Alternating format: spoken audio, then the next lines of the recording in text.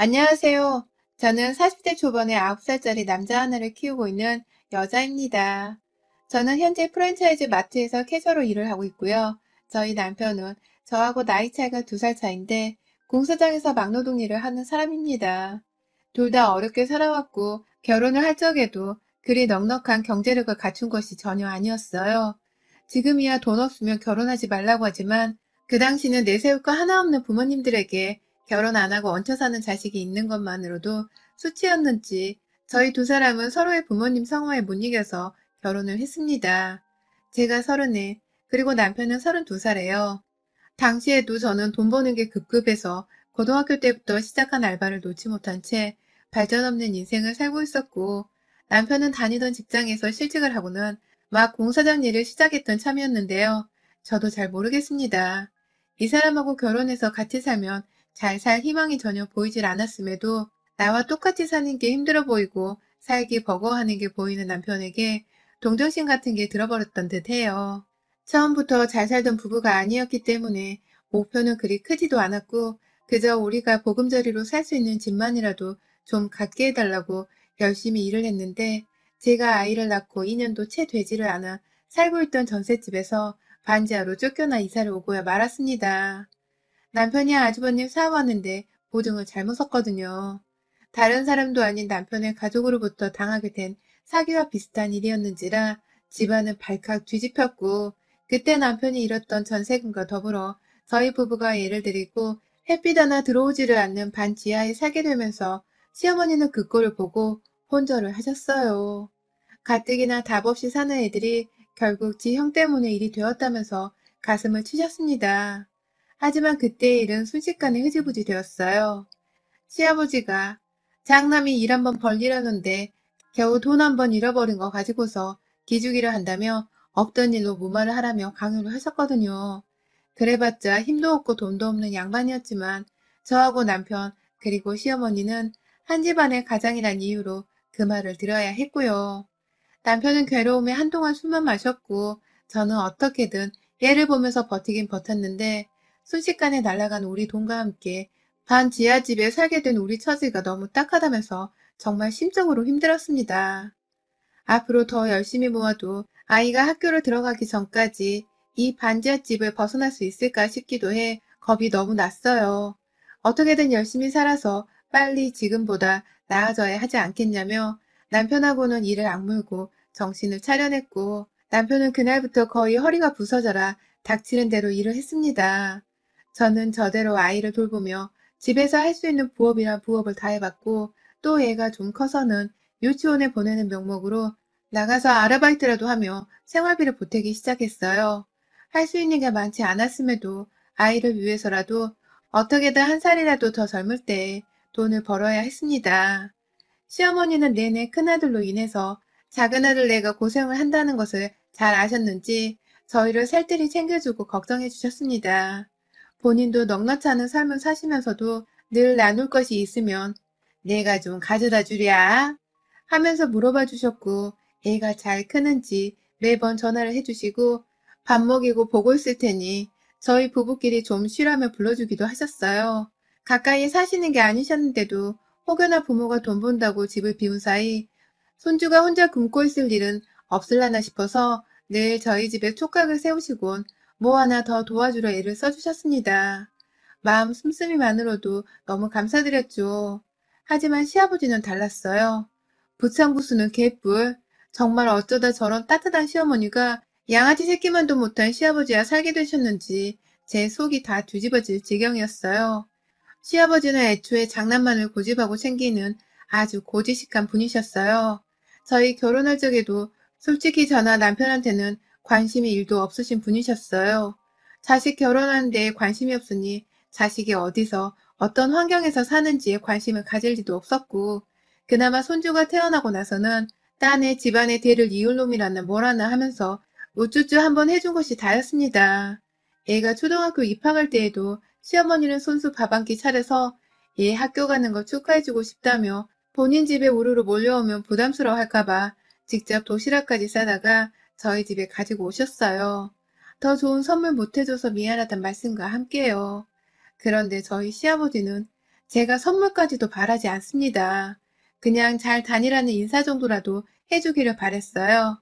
허나 역시나 초등학교 들어가면 이제 돈 잡아먹는 벌레라면서 돈 나갈 일 없게 애한테 돈 교육 똑바로 시키라며 오히려 저희 아들을 바꾸라 하더니 전화로 다짜고짜 엄마 아빠한테 돈 달라 소리하면 혼날 줄 알라며 화를 내더라고요. 애는 애대로 어이없는 와중에 서러운지 눈물을 뚝뚝 떨구는데 그 닭똥 같은 눈물을 보는 순간 내 새끼 눈에서 눈물 나게 하는 시아버지 목소리가 듣기 싫다면서 인사도 안 하고 핸드폰을 꺼버렸습니다. 시아버지는 그걸로 한동안 며느리가 시아버지 전화를 먼저 끊는 건 내가 살다 살다 처음 본다 면서 며느리 잘못 드렸다고 저를 흉보며 한동안 내내 화가 나 계셨고요. 그 후로도 저한테 삐졌다면서 화난 티는 팍팍 내시며 평소 같으면 아예 연락도 안 하고 둘째 아들네는 쳐다도 안 보실 양반이 일부러 자꾸 전화를 하면서 사사건건 시비를 거셨어요. 평소에도 돈이 필요하면 지 큰아들은 사업도 망했고 어려우니 안 된다고 감싸면서 저희 부부한테는 돈 달라는 말을 줄곧 하신 양반이셨거든요.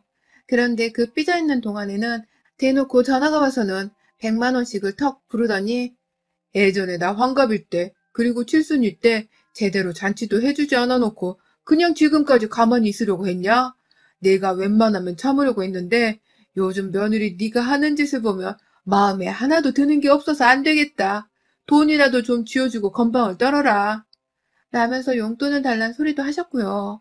자식 새끼 키우는 것도 벅차 죽겠는데 아버님한테 100만 원을 어떻게 주냐면서 어이가 없다고 한숨을 쉬면 여자가 시아버지 앞에서 재수없게 한숨을 쉬고 그러냐? 돈 안 주려고 아주 꼼수랑 꼼수랑 다 쓰는구나.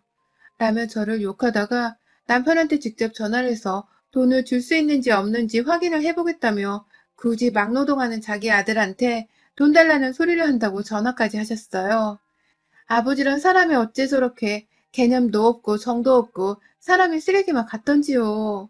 남편이 일하다 말고 아버지한테서 돈 빌려달란 전화가 왔었다며 숨이 꺼져가라 땅바닥을 쳐다보며 우울해하는데 그 모습을 보는 저도 속이 상하고 옆에서 이런 부모를 봤을 자식 새끼도 속이 말이 아니었을 거고요.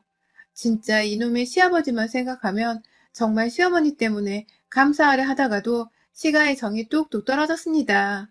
때문에 좋은 추억이 하나도 없는 시아버지와는 도무지 더 친해지지 못할 것 같다는 생각을 하며 살았습니다. 아예 그냥 없는 듯이 살아주면 좋겠다는 생각을 매일같이 바라면서요. 그런데 얼마 전 시아버지가 저희 집에 뜬금없이 방문하셨어요. 집이 좁아 이 집 구석에 오기도 싫다며 평소에 매번 내 앞에서 무안을 주시곤 하던 시아버지셨는데 너네 집 다 와간다. 라며 웬일로 저희 집을 찾아오는 중이라는 전화를 한 시아버지의 연락에 제가 얼마나 긴장을 했는지 모릅니다. 이번에는 어떤 일로 와서 제 속과 아이 속을 뒤집어 놓을까 싶어 말이죠. 일을 하고 있는 중이어서 선택이 없었어요. 일단 에라 모르겠다는 심정으로 시아버지께 집 현관 비밀번호를 먼저 알려드렸고 저는 일이 끝나려면 아직 2시간 정도 더 남았으니 먼저 들어가서 나중에 하교하고 오는 아이와 계시라고만 말을 남겼죠. 시아버지도 순순히 알겠다고 대답을 하셨고요. 혹여나 시어머니도 오시는 건가 싶어서 물어보니 시어머니는 혼자 집에 계시는지 네 아버지가 지금 너희 집에 가셨냐? 라며 저만큼이나 놀라하셨습니다. 혼자서 저희 집을 굳이 올 일이 생전 없는 분이셨기 때문이었죠. 갑자기 혼자 오신다는 말에 저는 더욱 긴장을 했고 설마 집에 와서 또 돈 달라는 소리를 하는 게 아닌가 싶어 오만 걱정이 다 들었어요. 그렇게 두어 시간이 흘러 저는 퇴근을 하자마자 정말 똥 마려운 강아지 마냥 집으로 허겁지겁 뛰어갔습니다. 퇴근해서 집에 도착을 하기까지도 지하철 타고 역에서 걸으면 거의 30분 정도였고 급하게 뛰어가서는 집 문을 열자 아주 쨍그랑거리는 소리를 들어버렸어요. 왜 이렇게 집에 늦게 오냐며 저를 혼내는 시아버지가 현관 쪽에 부엌에 걸어둔 작은 종을 던져버리신 것이었습니다. 옆에는 저희 아이가 이미 할아버지한테 혼이 날 대로 혼이 났는지 눈물 콧물을 쏙 빼서는 엄마 하면서 제자리에 서서 주먹을 꽉 쥔 채로 눈을 감으며 우는데 애엄마들은 이게 어떤 울음인지를 알 겁니다. 애가 너무 의지할 곳이 없고 무서움에 떨다가 지 엄마 얼굴을 보고서 긴장이 풀려가지고는 저한테 도와달라고 외치는 소리였어요. 그 꼴을 보니 제가 속이 또 뒤집어져서 무슨 일인데 애가 이렇게 자지러지게 울고 있어요? 라며 신발부터 후다닥 벗고서는 집 안으로 달려들어 제 아이부터 안았습니다. 왜 우냐고 울지 말라고 얘를 한참 동안 달래는 동안 시아버지는 뒷짐만 지고서 자기는 아무 죄 지은 게 없다는 식으로 저희 집을 하염없이 둘러보더군요. 둘러볼 거리도 안 되는 좁은 집구석 안에서 찬찬히 집을 훑어보는 시아버지의 모습은 저희 집에 오고서 2시간가량 동안 집 한 번 제대로 볼 여유 없이 얘를 잡아 혼냈다는 것을 반증하는 것과 다름이 없었습니다. 무슨 일 때문에 애를 이렇게 혼내셨냐고 묻잖아요. 라며 저는 예의고 뭐고 그 순간 속이 이미 뒤집혀진 후였는지라 무작정 왜 내 애를 이렇게 잡아놨냐며 소리를 질렀어요. 그 와중에 애는 할아버지 무섭다며 제 앞에서 바지에 오줌까지 싸버렸더라고요. 제가 얘를 울리면 안 되는 건데 답답한 마음에 저도 모르게 얘한테 왜 우냐니까 라면서 소리를 질렀고 이내 잘못한 것을 알고는 엄마가 미안해 라면서 얼마나 안아줬는지 모릅니다. 저 혼자 아주 그냥 긴장을 하고서 시아버지한테 덤비겠다고 난리였어요. 그때 시아버지가 그러더라고요. 아니, 집구석에 들어왔는데 있으면 문을 열어줘야지. 할아버지 목소리 듣고도 문을 안 열어준다고 그러고 모른 척 하고 있으면 어떡해. 얘 교육을 도대체 얼마나 건성으로 시켜놨으면 얘가 초등학교에 들어가고서도 상태가 이 모양이야. 집구석에 멀쩡한 게 하나도 없어. 얘나 집이나. 라고 말이죠. 이 말을 하면서 제 새끼를 한번 훑어보더니 뚝 안 그쳐 이 자식아. 할아버지 머리 깨지겠다. 네가 자꾸 울어서. 라고 소리를 빽 질렀어요. 얘가 하도 할아버지와 좋은 기억이 없었다 보니 갑자기 들이닥친 할아버지 목소리에 겁을 먹고는 집안에서 숨어서 나오지를 않았나 보더라고요. 그 소리를 들으니 제 속은 또 어찌나 타들어가든지 아이한테 미안해서 괜히 아이를 한번 쳐다보고 있는데 시아버지께서 쯧쯧거리면서 집안을 둘러보다 급기야 저희 집 구석 한켠에 멈춰 서셨습니다. 하필 곰팡이가 피어난 벽지여서 급하게 온라인에서 산 벽돌 모양의 스폰지 벽지를 붙여서 곰팡이를 가려놓은 곳이었어요. 저희 집은 반지하고 햇빛이 잘 들어오지 않아서 그간 여름철이 되면 곰팡이를 좀 많이 힘들었거든요. 장마철만 되면 꿉꿉한 곰팡이 냄새에 죽겠고 하얀 벽지를 해놓으면 금세 차오르는 곰팡이로 인해서 저도 솔직히 여자로서 이런 집에서 살기 싫어 죽겠다며 구질구질하단 생각도 자주 해버린 듯 했습니다.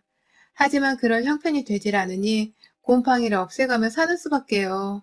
저도 햇빛이 잘 들어오는 멀쩡한 집에서 살아보고 싶다는 로망이 정말 컸습니다.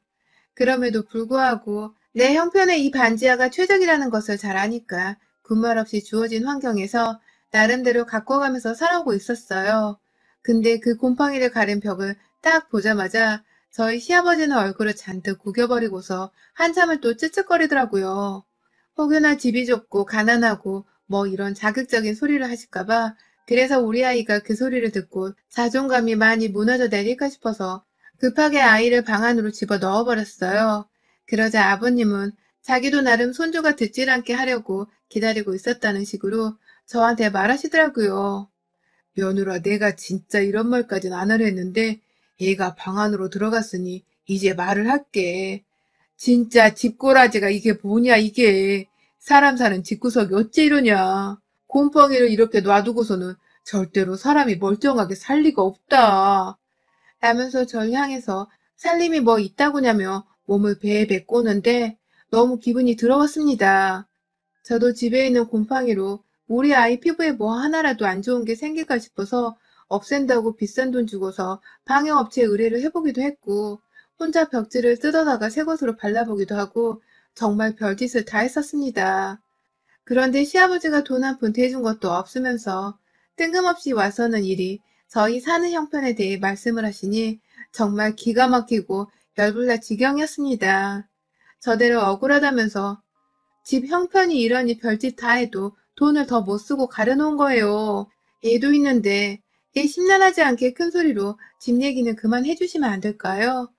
라면서 급기야 제가 태세를 받고서는 자세를 급 낮추고 제발 좀 집으로 가달라며 사정을 하기 시작했는데요. 시아버지가 그러시대요. 어이구 더러운 짓거라지. 이러면 부부 사이 관계는 멀쩡히 하냐? 곰팡이 낀 걸로 내 아들이 성병이나 걸리는 게 아닌가 몰라. 이렇게 더러운 걸 집안에 모시고 살면 몸이 안 남아돈다니까? 라면서 저희 부부관계에 대해서 물어보면서 제 눈을 빤히 쳐다보는데 저 진짜 낯 뜨거워서 얼굴 붉혀지고 정말 죽는 줄 알았습니다. 너무 충격적이고도 뜬금없는 시아버지 질문에 제가 그만 이성을 잃은 채 그만 좀 하시라고요. 얘 듣는다고요, 안에서.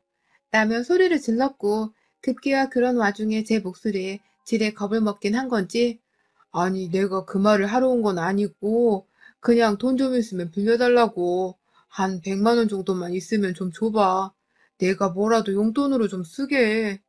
라면서 돈 타령을 하는데 아이고 그 얘기를 하려고 기껏 찾아와서는 내 새끼 눈에서 피눈물 나게 하고 내 귀에 이런 쓰레기 같은 소리를 퍼부은 거구나 싶어서 분노가 들끓었습니다.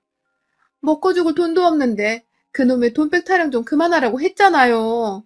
라면서 부엌으로 가서 식칼을 집어드니 시아버지는 엄마야 하며 뒷걸음질을 쳤고 저는 그 길로 칼을 들고 달려가서는 주르륵 멀쩡한 벽에다가 칼집을 내기 시작했습니다. 누가 보면 칼 들고 사람 하나 죽이려는 미친년으로 볼 수 있는 상황이었기 때문에 혹여나 저희 아들이 방에서 나와 저를 볼까 싶어서 얼마나 자주 그 방문이 잘 닫혀 있는지를 확인했는지 모릅니다. 칼로 미친 듯이 벽지를 뜯고 또 뜯다가 옆에서 그 입 다물 생각을 못한 채 계속해서 저게 미친년이네. 드디어 미쳐도 단단히 미쳤어. 내가 진작에 미친년일 줄 알고 있었다니까? 라면서 혼자 벽지를 찌르고 있는 저를 향해 또 찌릿하던 시아버지의 그 주둥이를 향해서 벽에서 뜯어낸 그 곰팡이 가득한 벽지를 갖다가 집어 넣었습니다. 하나로도 모자라서 제 손에 겨우겨우 뜯겨나오는 그 벽지를 가지고서 시아버지를 향해 입 좀 다물라고 했잖아요. 보태준 것도 없으면서 그놈의 돈 타령에 그놈의 집 타령 진짜 지긋지긋해 죽겠네.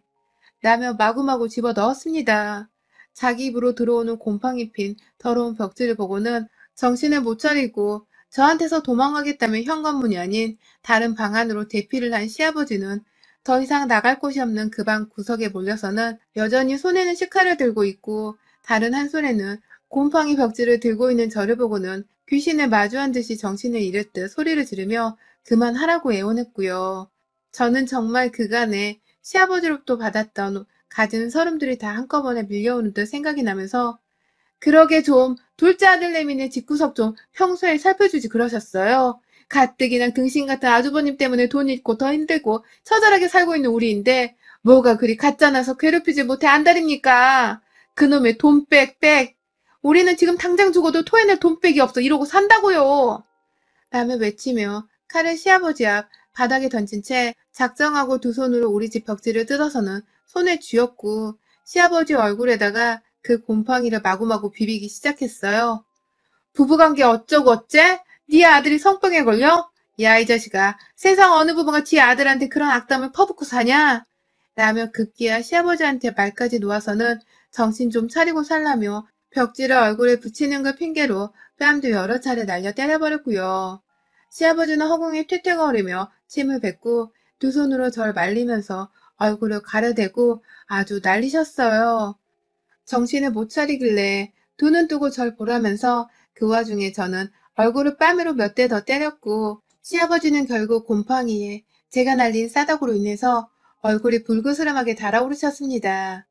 순간 저는 곰팡이로 피부독이라도 올라온 줄 알고 얼마나 시겁했던지 뭐 알았다고 해서 절대 병원에 데려가거나 도와줄 마음은 없었지만 말입니다. 그날 시아버지는 결국 먼저 힘이 다 딸려 더 이상의 폭력을 쓰지 못하고 쉬기로 한 저의 저질 체력으로 인해서 제 소나기에서 겨우 벗어나셨습니다. 제가 그만 꺼지세요. 다신 오지 말고 여기 라고 말 한마디 하자마자 주랭랑을 치듯 도망쳐 나가셨고 그 와중에 시어머니는 혹여나 아버님이 저희 집에 와서 진상을 부리지 않았을까 싶어 계속해서 전화를 하셨는데요. 전화를 받아서는 시어머니 목소리를 듣자마자 꺼이꺼이 울어버리고야 말았습니다. 시아버지한테 폭력을 쓰긴 썼으니 충격을 받지 말라 말씀과 함께 죄송하다며 정말 목 놓아 울었어요. 방 안에서 저희 아들이 엄마가 운다며 뛰쳐나와서는 제 걱정을 하며 꼭 안아주는데 이 생활이 얼마나 질리고 치떨리게 믿고 싫었는지 모릅니다. 그냥 다 손에서 놓아버리고 살고 싶은 욕구가 가득했는데 절 안아주는 내 아들 품이 얼마나 따뜻하던지요. 시어머니는 잘못한 것도 없으신데 그럴 줄 알았다면서 자신이 죽일년이라며 저에게 시아버지를 대신해서 사과를 또 하셨고, 저는 저대로 어머님의 사과에 마음이 아파 곡소리를 내며 울다가 진정을 겨우 했어요. 그날 남편은 일 끝나고 집에 왔다가 만신창이가 된 벽지를 보고는 기겁을 함과 동시에 저와 아들 상태에 시아버지가 단영하셨다는 것을 직감했는지 그 양반 또 와서 돈 내놓으라고 한 거야?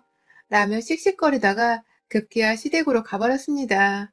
가서 얼마나 난장판을 피워놨는지 귀엽고 시어머니가 제게 도와달라고 전화를 하신 바람에 제가 또 그 저녁에 아들 내버려 두고서는 시댁에 가서 남편 진정시켰어요. 어머님 앞에서 용서를 구하고 반면에 시아버지 앞에서는 보란듯이 아까 나한테 충분히 맞으셨어 라는 말을 하면서 저희 집에 있었던 일을 상기시켜 드렸고, 그러자 시아버지는 또 지레 겁이 나셨는지 쉽사리 저와 눈도 못 마주치고는 방 안으로 숨어 들어가더라고요.